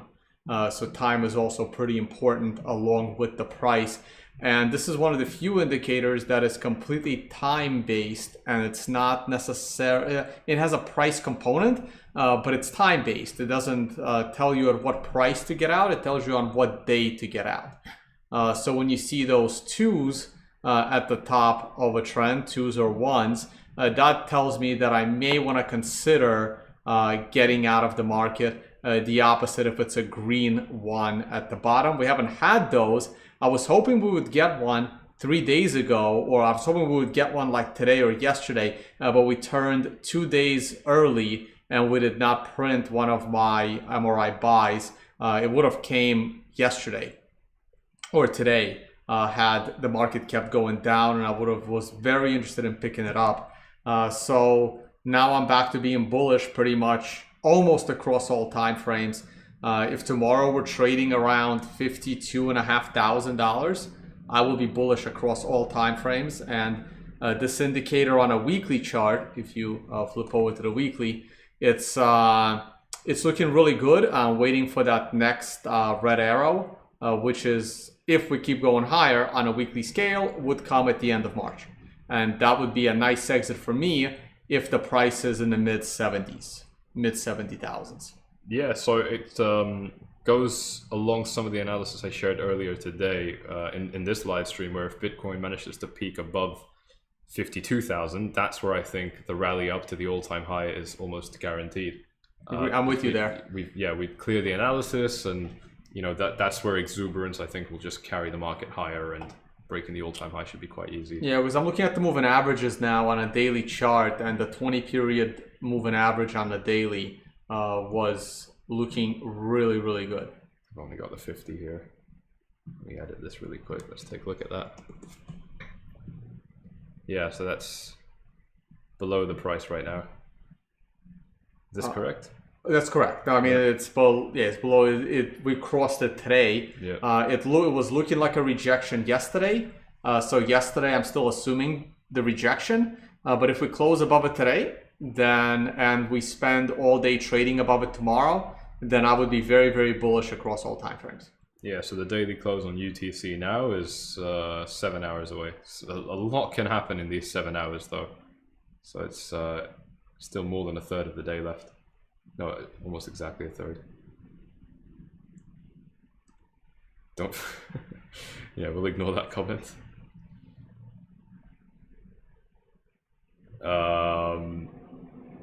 Yeah, so I think that makes a lot of sense. I also want to look at the MRI a little bit more. I was studying it a lot. I told my viewers about it as well. One of the things that really plagued me, I think I said this in a voice message, is I don't know how to teach this. And it seems that that's not an easy... I mean, after you've been using it for a little while, you'll get the hang of it. You've done a good job teaching everything else. By the way, you can get rid of all those zeros and stuff in the general settings. Okay, thank you. So if you go to... actually, I think it's in status line. go over the status line and then indicator values. Yes. Perfect. Thank you. Yep. Yeah. So also I've tried to. If you're in settings, you want to turn on display trend numbers. Yeah. That'll probably help you with that. That's like the old indicator that was there. Yeah, so it's we had a 6 and now we've stopped counting down. Yeah, so... well, now we're going up, and yeah, it's looking good. It's looking pretty good to me right now. And also, remember guys, we are so close to like the 4th highest daily close ever. Like all we got to do is close above 52,000, and that's 1, 2, 3, 4, the 5th highest close of Bitcoin ever. That's pretty damn good. Super impressive, yeah. Yeah, I think that the pullback, I was actually saying to viewers earlier today, I don't think this pullback should have even happened. I think that's something you said as well. You expected Bitcoin to keep rallying up to 70. Yeah, well, not at the time. I expect 70 now. So what happened was I initially only expected mid-50s. Right there, if you want to go over to the early January. So when we were pushing that second MRI top, I was only looking for a 1 to 4 candle correction off that. And then when we made that secondary high, I expected us to go higher and top out in the mid-50s before a serious correction. But when that did not happen and we consolidated for over a month, I raised my target from the mid-50s to the mid-60s. And we didn't make it to the mid-60s, and we once again had a pullback that happened a little bit earlier. So now I raised my target once again to the mid-70s. So it's kind of bad and good. These pullbacks are happening a bit unexpectedly and a little bit deeper, but all it's doing is pushing near-term targets to be even higher. So it's one of those, it's a beautiful double-edged sword in a way. So I've been long this entire run. I pretty much kind of went all in at the break of the prior all-time high at like 20K. And I've been just taking some profit and putting it back in. So I've had at least 50%. This is the only asset I've been holding. So I'm either 100% invested in Bitcoin or 50% invested in Bitcoin, 50% cash, or somewhere in between. So I've been taking some profit and going back in, but I've been long the whole way through since I did fully exit around the old all-time high because I thought it would be a little bit more of a correction. I thought we'd go back to 14. When we did not, I just went right back in at the break of the all-time high. All right, I've just enlarged our camera as well. So it's because we're not looking at the chart. Yeah, I gotta start using OBS. I'm still like, I keep my life simple and just stream directly from Zoom. Yeah, it's fine. I mean, they're both good, but this is super useful because when I want to turn off the camera, I just press these arrow keys. It's really, really, really nice. You can't do that with Zoom, for example, which is good in an office like this because we get kids running around. But yeah, no, that's a great strategy. I was also avoiding short positions the whole time. I did take a short position out of excitement a few days ago, which went well. But for the most part, yeah, it's super dangerous. And the analogy I keep giving, the explanation is there's just so many opportunities to fuck up if you're going short, and so few if you're going people thought I was crazy when I went heavy short in October, November of 2018 after Bitcoin had already fallen from 19,000 down to 6,000, and I went heavy short at 6,000 based on the chart. It was a giant descending triangle that I felt was going to break down for at least a 50% crash, which happened fairly quickly after that. So it's not about the price. Right now we're in a bull market and I wouldn't dare go short. So I'd rather go short at 6,000 looking for 3 than to try and time a short at 65,000. Like I heard you say earlier on the stream before I head over to your place here, 400,000 is not out of the question even this year. Bitcoin is bullish, and who knows what Elon Musk is going to do. And what we do know is he's not going to panic sell. So you either, I would not be shorting. I would either go long or I would go into cash. Yeah, no, not worth the risk at all. It makes a lot of sense. I remember distinctly that 6K bottom, and this was roughly around the time of your Amsterdam workshop. I think it was someone else, or maybe me, who asked you a question about the fact that we were trading sideways there. Will we kind of form a cup and break up? Let me show this on the chart for those of you who don't remember what happened. Or maybe you weren't around, because a lot of people on these live streams, which kind of blows my mind, a lot of them, they weren't around back then. So let me just put this on the chart. A lot of people were asking the question. This is very good back testing to talk about. A lot of people were wondering, including me. I kept on flip-flopping. Would we do something like this? And I remember you saying that because we traded here sideways for so long, people got so comfortable, and maximum pain would look like another drop down. Yeah, and that's where I shorted. Yeah, which makes complete sense. I took the same position. And it was at that point I realized, yeah, you know, like a lot of people are a bit too comfortable with the market right now. And that comfort, when you're already in a downtrend, that comfort is what can lead to the next move down. Now, this big up move really caught me by surprise. I did not see that coming. I mean, I saw the bounce to about 4,000 or 5,000 from that three. Yeah, that I was in on, but that last push, that was just I was not in on that. That went up without me. I did not have any bullish trades. I couldn't understand why that was happening. Basically May and June, the big rise to 14,000. Oh, the next one mostly. Okay. That whole rise, I could not explain it. I could not rationalize it. It made absolutely no sense to me. In hindsight, it was plus token out of China. It was a big Ponzi scheme that kept selling afterwards. And the futures went out of control there at the top. And I was saying that this is going to end very badly. And it eventually did 9 months later, when there was a big crash back down to the $3,000 range. And right off of that, I went fully bullish. I became just from here, you believed it and you were in. That was it. That was it. I kind of wanted to see a lower low than the prior low, and a lot of people say Bitmex didn't pull their. It's a big question mark whether Bitmex turned off their servers on purpose or they actually crashed. Yeah. And there was a lot of debate that if Bitmex servers did not crash, Bitcoin could have gone all the way down to $1,000 because everyone was just being liquidated left and right across all exchanges, and they were leading the charge. So if they didn't stop liquidating people and their servers were still operational, Bitcoin could have gone significantly lower that day. Yeah, it makes a lot of sense as well. And actually, I didn't believe this rally. I was telling viewers in the last live stream, I didn't believe this rally until we fluctuated around here. And this is where I start, because I really thought that off a new swing low, there's no way we can start rallying up to the all-time high. I still think that was good analysis. Just turned out to be wrong. Well, you had a chance. I mean, as long as you changed your mind during that consolidation, you were fine. Yeah, it was roughly around this time. Because I did take my profit there as well, because I wasn't on long trades. I wish I just stuck around with them. But I did take profit there as well. But for me, it was basically just watching the carnage and some funds going down and yep, this is how markets bottom. All right. And also time.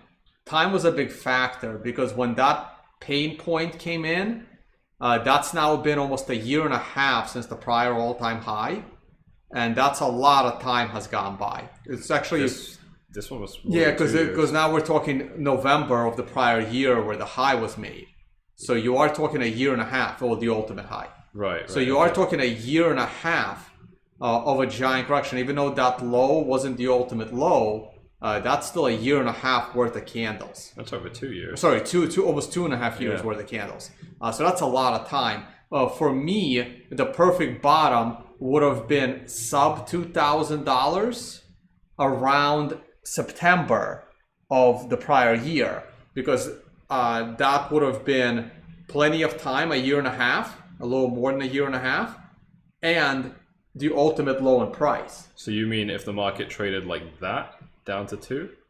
Yeah, or off of that top, make one more swing low. Okay, something like that. Right. That would have been terrifying. Right. And that would have been my perfect bottom, because I was looking for the market to last the bear market to last about a year and a half, and the low to come in sub 3,000 at that point. So this is where time and price comes in. When I went bearish in January of 2018, I was looking at 3 potential price targets. My most optimistic target was 5,000. My most pessimistic target was 1,500.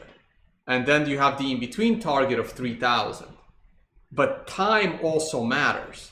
So for example, if the 5,000 was the ultimate low in price, I would have wanted that to be at the end of my time target, at least a year and a half out. When 5,000 was hit incredibly early, I knew that not enough time has gone by, and 6,000 is close enough to 5,000.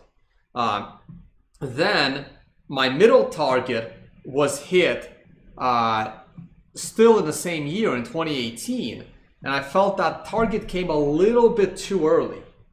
Like if a $3,000 target was hit in say Q1 of the following year, that would have been enough for the bear market.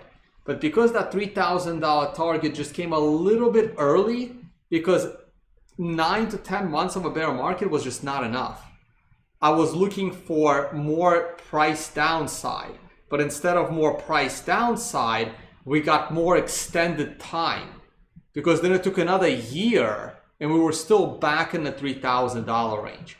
So because now the time has gone longer than my worst case time scenario, there wasn't a need for a sub $3,000 price. So this is where a time is also a big factor. Price is correct through price or time or both. And you gotta judge it as it happens. If that explanation made sense. Yeah, I think definitely. I'm conscious of time. If we're still looking to leave early, then... no, I think we're okay. Yeah. I mean, we can keep this going. Your streams are... When you were going to run this for another 20, 30 minutes? Yeah. So I think a lot of people have questions for you, and I want to give them the chance to ask while you're here. Tone and Forflies together is a bullish indicator. Yeah, this is only going to happen in a bull market, right? Well, for the first time. I think that's what brings people together. Everyone's got money, so they want to travel. Let's see if we have any questions that Tone can answer while he's here. Not specifically for me. Forflies looks starstruck. I'm sure I did, yeah. If there's anything that Tone can answer, not me, while he's here, then please drop them in the comments. Does this happen to you on your streams, by the way? Bitcoin will move by like $200 and everyone starts panicking. At this, like, at these prices by 200, no. It doesn't happen to you? No. I mean, last year if it moved by 200, then yes. Yeah. But like right now at $50,000, moving by 200, that's like a tick. Yeah, exactly. It's just a minor fluctuation. Do I not care about prices? Only price action? Oh no! Someone is asking me what I drive. Do they know what you drive? Yes. Okay. Yeah. You guys don't want to know what I drive. It'll be. I don't drive much because I'm usually traveling, but so I had a big car accident in my nice sports car about 12 years ago now, and ever since then I never cared about cars. So I've been driving a 2008 Subaru Forester. It's not ideal when you have to pick up a date, but gets me around. I just don't.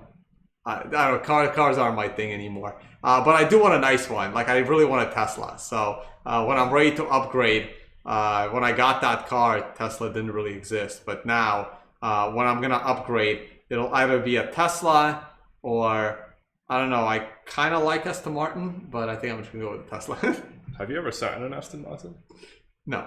They're It's so bad. Really? Yeah. But maybe I'll send it. I'll change my mind. Yeah. There's a showroom, right? Actually, I'm sorry, I can't say that on the live stream, but but yeah, I sat in one, and they look amazing from the outside. Yeah. But inside, like you would expect those good looks to continue inside, but it's just paradise for anyone above the age of 70, and that for me was pretty bad. Do we expect this cycle? In this cycle to see 2 run-ups with a cool-down phase lasting a few months in between? I think definitely, yeah, that would not be surprising. And in case anybody's wondering what sports car it was, so I'm a big fan of Subarus. I've always been driving Subarus, so I had a nice WRX that I bought when I was in graduate school, actually. And I had it for about 5-6 years, and it was still looked brand new. Like I treated it like my baby. And but then I accidentally had on a ski trip, skidded out. A car that's supposed to handle ski trips. Was it 4-wheel drive? Yeah, it's a 4-wheel rally car, but there's a reason why in all those commercials it says professional driver, do not attempt. There's a reason for that. Yeah, I can imagine. When I crashed a car for the first time, I just it didn't discourage me from driving. I guess I was so young when it happened. Well, it discouraged me from driving. It just like I used the insurance money to buy a condo, and I just never bothered, That's fair enough. with fancy cars. Fair enough, yeah. So I was just been driving my dad was looking for a new car, so I just bought my dad's used car, my dad's old Forester, and I've just been driving it ever since. Cool. Tone knows more. He drives a regular car. No, Tone. I respect Tone more knowing that he drives a regular car. Interior's like a Louis Vuitton bag. I would beg to differ on that. I think they look better. T-Town in the comments, he has an Aston Martin, so he's a big fan. I might have gotten the year wrong. It's not a 2008, sorry, that would be way too old of a car. I think it's like a 2012 or something, but it's still pretty old. Cool. How long do you think it takes to learn TA for basic day-to-day use? I think that's a good question. Well, learn. There's a difference between like learning what you need and actually putting it to practice and trusting it with your decision making. I mean, it shouldn't take more than a week to learn, but it will take you years in order for you to really trust what you've learned. Yeah, completely agree. It's the same answer I give. I'm actually a bit more optimistic. I say 2 days, if you did a crash course, would be enough. And that's just to memorize everything. Like TA is quite simple unless you start throwing a bunch of indicators on it. So it's quite easy to understand that first, but obviously the bigger challenge is in applying it and the psychology behind it, which never stops.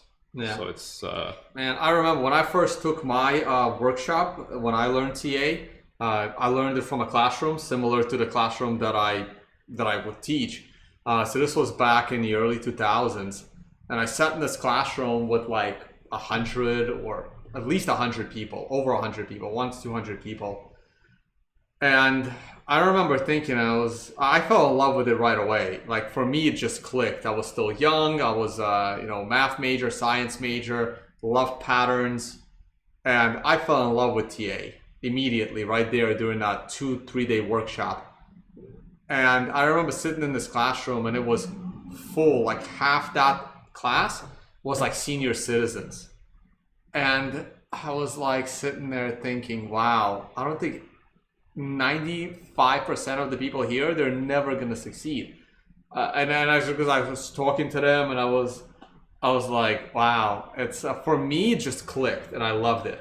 And I knew that it would take some work, but it made total sense to me. But the other people in that class, and I always felt concerned that what kind of sales practices do these companies use to funnel these people into these classes? Because speculative trading is, and some people there, it was, I don't know, it's just weird. But for me, it just clicked right away. and I immediately wanted to be a trader. You could tell that by the way these people were talking, it was just another venture that they wouldn't take seriously, or Yeah.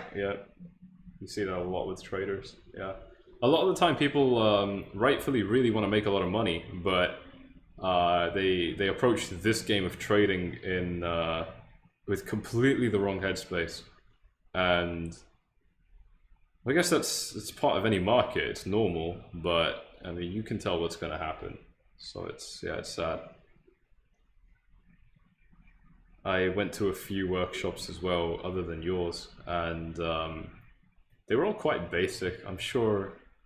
I mean, it's good to start. I think so like to start learning to trade. To go back to the question, is the most important. You're not going to have workshops now, unfortunately, because of COVID, unless you. Are we allowed to talk about the next event? Unless you go to an event where it's taught outside of the West.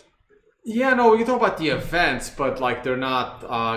There's no registrations for them until we're set on a venue. I am trying to get my events back up, trying to get that financial summit going. We're negotiating with a venue in Zanzibar, and we just got a very interesting email. So I might even do it in Dubai, and there's another option in the region, not that far. So we definitely have options. As long as we can have a venue that doesn't enforce masks and people are treated like adults, and if you want to wear a mask, you can wear a mask, but if you don't, you shouldn't. If we can secure one of those venues in a place that doesn't mandate masks, we'll do the event and we'll see who shows up. Yeah, I think that sounds super fair. So that's another idea. At the moment, they're not available, so I mean, I learned how to trade originally when I started out in 2017 from a £10 Udemy course, $13, and it was Superman, by the way, and that was good enough. You know Superman, right? I mean, I know of him, but I don't really watch him. Yeah, well, I don't. Not many people watch him anymore, but he blew up originally in 2017, and he taught me what RSI meant, what support resistance was, and that was all I needed. I do think that books are generally better. But I mean, I'm a young guy, so I didn't really have that attention span at that time to read. Yeah, I'm not a big reader. I prefer videos or audio. Yeah, they're definitely better. How does Tonebase decide how many leverage to set? How to determine how many? And any rule of thumb?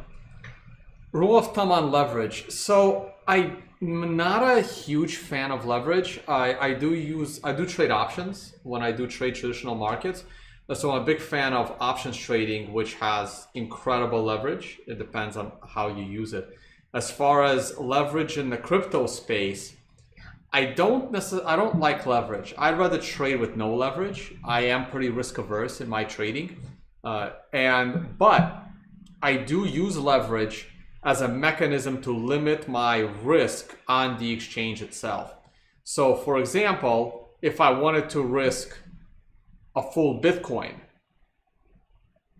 if I wanted to just profit from a certain move, instead of looking for that profit by risking one full Bitcoin on the exchange, taking on exchange risk of an unregulated exchange, I would put in 0.1 Bitcoin and go 10x leverage on that same trade. Mostly to lower my exchange risk. So I treat leverage a little bit differently. I try not to treat it as to get rich from a trade. I use it strategically to lower my risk of exchange.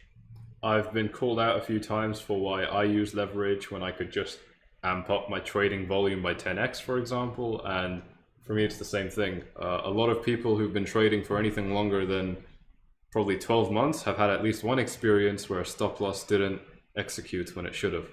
And if you did risk a whole Bitcoin, that might have turned a minus 20% loss to a minus 30%, which at the current price is $5,000 extra to lose, which is crazy. It's absolutely terrible. So by leveraging, you don't have that risk. And well, you have 10 times less risk in this case. So if the stop loss doesn't trigger, you lose 10 times less money, which is great. I think that's really, really useful. Originally, when I was younger, my reason was because I really liked the big green number, And that was enough for me. It was a big dopamine kick. I was really, really excited. But obviously later on, I had to unlearn that, because one of the key things that I keep talking about is in any given trade, there's no potential for euphoria or despair. If I win, if the trade goes well, I will not feel ecstatic. The profit won't be too big. And if I lose money, it'll be the same. I won't feel terrible. The loss won't be too small. I'm sorry, too big either. So that's a big part of, I think, grounding yourself with psychology in the markets.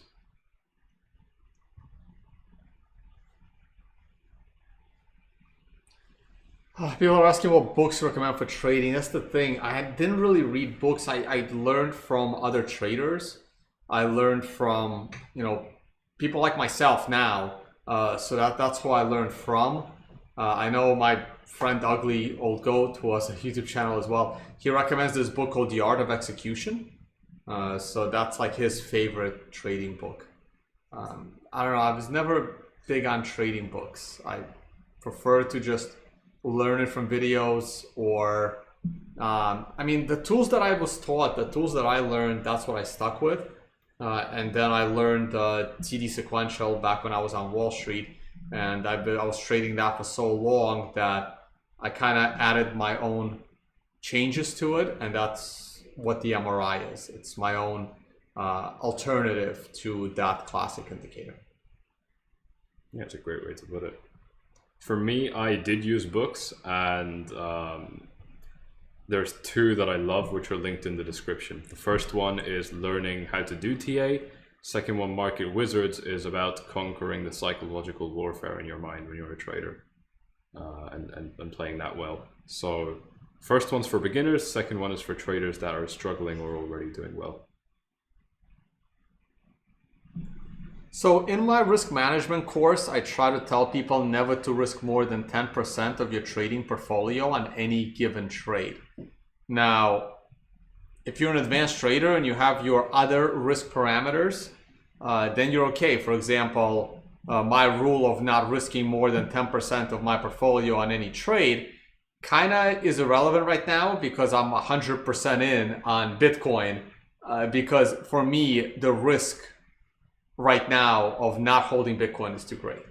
So it's kind of like, I had the same feeling about Tesla. I was really high in Tesla. I've been talking bullshit about Tesla forever. So if your entire portfolio is in Tesla, it's not great, but it's also a stock that's not going to zero. But if you're speculative trading, if you're like trading things with no fundamental analysis whatsoever, so the less fundamental analysis you have on an asset, the less you should risk in your portfolio. Like, I've traded stocks where I didn't even know what the name of the company was. Like, I see a ticker, I see a chart, I like the chart. For me, I'm a swing trader, so I need at least 500,000 average daily volume on a stock. And I'll buy into that stock, but obviously, if I don't even know the name of the company, I would never go 100% of my portfolio in it. But you know the names, you know Apple, you know Microsoft, you know those. So obviously, even if you're doing a technical analysis play, but your underlying fundamentals are very secure, you can certainly go higher than 10% of your portfolio. But for speculative traders, for TA traders, I don't recommend going more than 10% on any given trade of your trading portfolio. Yeah, usually stick between 1 and 8%, depending on confidence and success rate prior to that trade, and I find that's pretty good. Right, but also off the drawdown, so it's not like you can't, when I say don't risk more than 10% into a trade, you also have your worst case scenario stop loss of no more than 20%. So that means your maximum loss on that trade, pending a company exit scamming or bankruptcy, is only 2% of your total portfolio. So it's not like you're risking the entire 10%, because that trade should not go to zero. We are talking zero leverage trades in the traditional markets. So if you're only going in with 10% of your portfolio, your worst case scenario stop loss is a 20% loss. But usually in reality, it's like if your stock is down 4 to 5%, you probably made a mistake on that trade. Now you can certainly leverage all that with options trading, but the basics that I teach are for just no leverage trades in the traditional markets. If you can understand how to trade that, you can transition that skill into crypto. Someone wants to become a full-time trader. Oh, this is a company question, so I can't answer that, unfortunately. I think that you'll have to talk to a company formation person for that.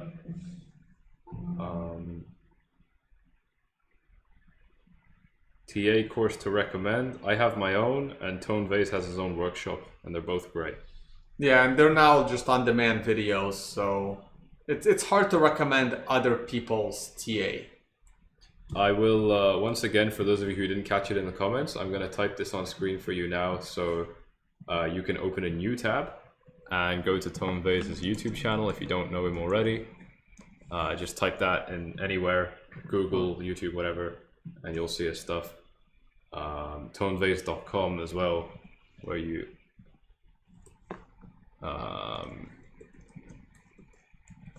have your workshops and access to buy the MRI indicator and things like that.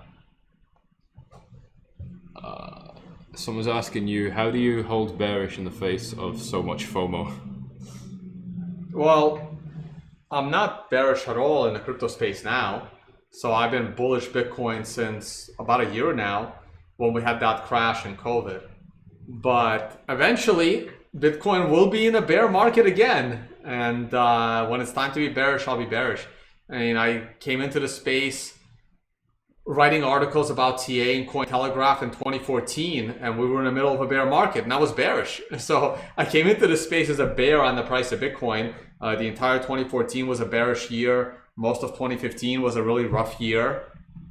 And I was bullish all throughout 2016, pretty much throughout 2017, and then a bear again all of 2018, and pretty much all of 2019, not all, but most of 2019 I was bearish. And it was just a rough patch when we rallied from 5,000 to 14,000 in the summer of 2019. That was like weird, but I stayed stuck to my guns. I stayed bearish during that time. But once the COVID crash happened, I became a bull, and I'll be a bull for quite a while. I do think that by the time this bull cycle is done, we will break 150K, maybe significantly higher. Yeah, so one question that comes up for me quite a bit is how much longer do I think we can stay in this bullish cycle? And my answer is I'll never give a time frame because I have no idea, but we only broke the previous all-time high quite recently. Where was it? Like around this consolidation. I mean, this chart looks wrong. No, it's here. So we only broke 20K like 2-3 months ago at the time of us doing this live stream. And that usually means there's a lot more time to rally up and stay in this cycle. There is, and we're not going up all that quick. I mean, we are having our 20% pullbacks. They're not as nice as the 2017 pullbacks of 30 to 40%, but I think we will hit a magic number sometime before 100,000. We will have a more sustained pullback of 30 to 40% that might last 3 to 4 months. And then we'll have one more wave up, and that's going to be really nice. Yeah, so for me, I just think with a lot of people trying to sell the market before it tops at 100K, getting some sort of top around 90 and then maybe forming a descending triangle, breaking down kind of like 2017, that can put us down. I mean, this arrow is very extreme because this is a logarithmic chart, but that can... I think that would make a lot of sense, forming some long-term, potentially... Well, it's not that extreme. I can see a move from 75 to 40, and your arrow was around 40. Yeah, well, I mean, it started at 90, so that still, to me, would be too much, because that's more than a 50% drop at that point.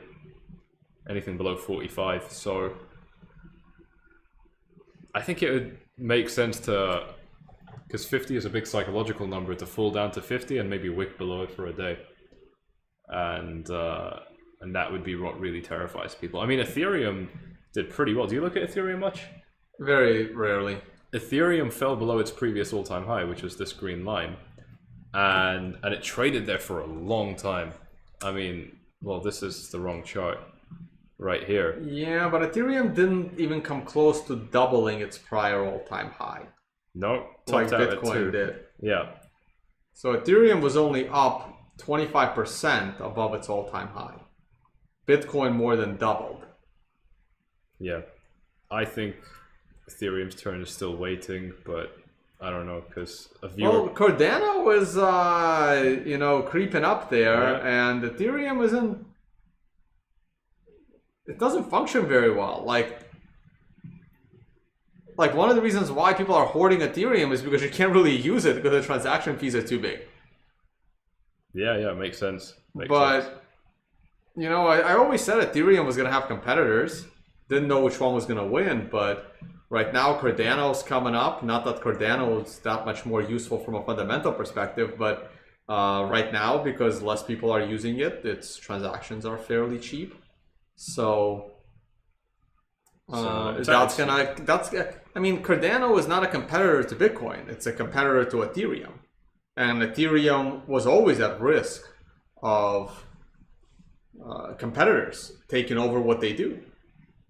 Yeah, a viewer pointed out in the last live stream that this could be why Cardano is moving up, and I had never considered it, but I think it's also just a much smaller coin than Ethereum, so it's much easier to move. So, if only like 10% of the Ethereum people that are interested, for example, were to go into Cardano, you would get big rises. And as speculative traders, which is what I am, that makes a lot of sense.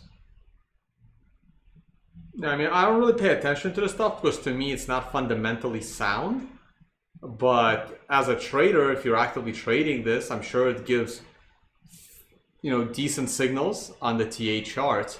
But from a fundamental perspective, or from a hype news perspective, eventually Ethereum will have a better competitor, and that better competitor will also be outcompeted.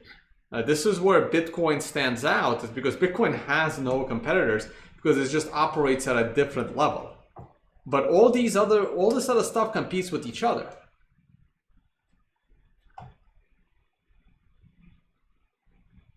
What's the best way to get around exchange rates? I think honestly just being in a different country. Sometimes it's quite difficult.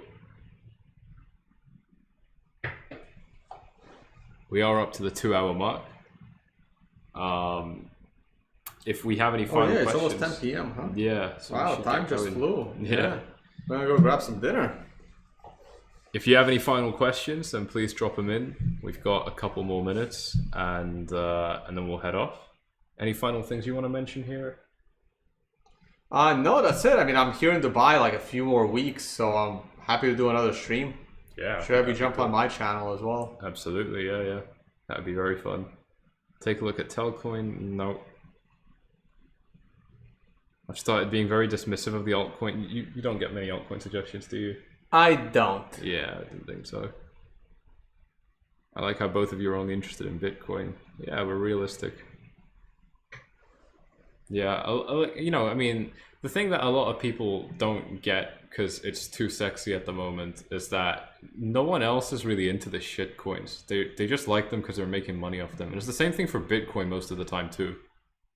It's and it's only like when you know that, then you can start trading it with a much calmer head. Have you guys ever fallen in love with the asset you analyze? For example, you analyze a lot, you become a believer of the asset. Do you have a strategy to get yourself out of that situation? That's a good one. Not really. I mean, I'm in love with Bitcoin, so I'm analyzing Bitcoin. I usually try to do it the other way. I have to like something fundamentally, not because that's how you get into trouble. If you're a day trader and you just took on a trade that you're only supposed to stay in for a few hours, you really don't want to say the following to yourself: well, now I'm in it for the long haul. Like, it's okay to change the time frame of your trade in the opposite direction. Like, if you enter a trade for the purpose of holding it for a few weeks and then you change your mind and you got out after a few hours, that's okay. But if you're entering a trade that you're going to stay in for a few hours and suddenly you're holding it for a week, that's a problem. Something went wrong there. Yep. That wasn't the plan, And now you're just making excuses as to why you want to stick around.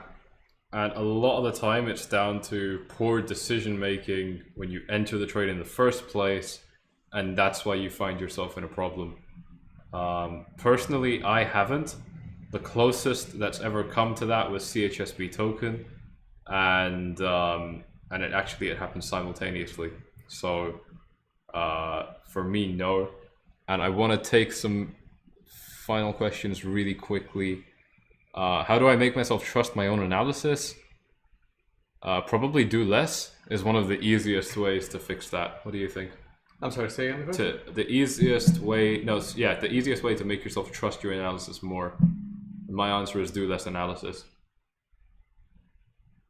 Yeah, take on less trades. Just be more strategic with your trades.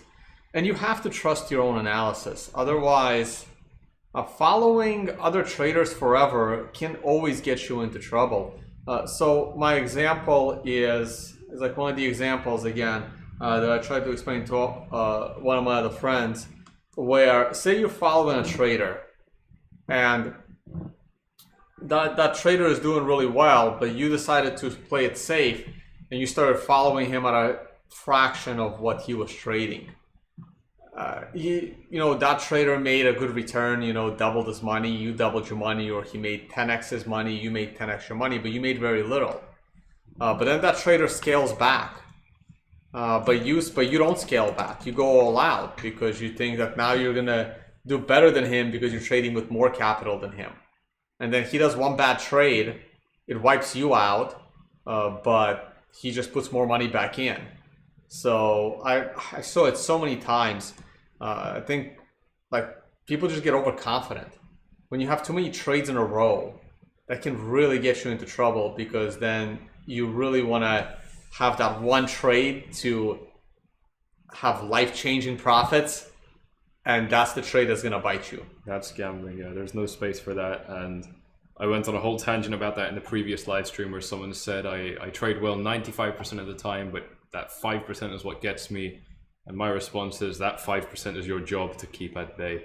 It's like a pilot not doing their flight safety checks just once because they can't be bothered. There's no excuse for it.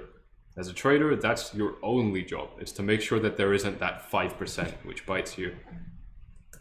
Just to round off then, so once again, this is the YouTube channel for Tonebase. You can type this. Thanks for the shout out. Of course. And you can catch his live streams. They happen nearly daily, or maybe daily actually. Pretty much daily. Yeah, so a little bit more consistent than me. And his website linked in his about page, tonebase.com, is where you can gain access. I hope those links work. I put that YouTube channel together a long time ago. Yeah, this one definitely does. And yeah, I have to do something about my landing page, but yeah, you have the links to the conferences that we organize, and then products and services. I have a free tutorial actually on Learn Trading. All right. So lots of links there. So that's just a free tutorial with lots of links. So just go through them. Yeah, and one thing I'll say is that if you already know this stuff, so when I went to Tonebase's workshop in Amsterdam years ago, I already knew a lot of what he taught, until like hour 3-4 onwards. It was just the basics at the beginning. But if you already know it, I'd still urge you to go through it, because you will still pick up some small things you didn't know, most likely. And what's more important than that, in my opinion, which no one talks about, is when you have a good teacher, it will put you in the right mindset to trade very well. So a lot of you guys watching this YouTube channel, you get that already. And just by covering the basics with someone who has a very sober approach to the market can be extremely useful. So this is great, and hopefully whenever the next conference or whatever happens, I'll be there as well. So you guys should all check it out. We've got to go now, so thank you all for tuning in. One final time, please smash up the likes, subscribe, tick the bell, do all that good stuff. If you want to join my stuff, then the steps are on screen right here. And we'll see you all in the next live stream. Thank you very much. Have a great day. Thanks, man. Thanks for having me on.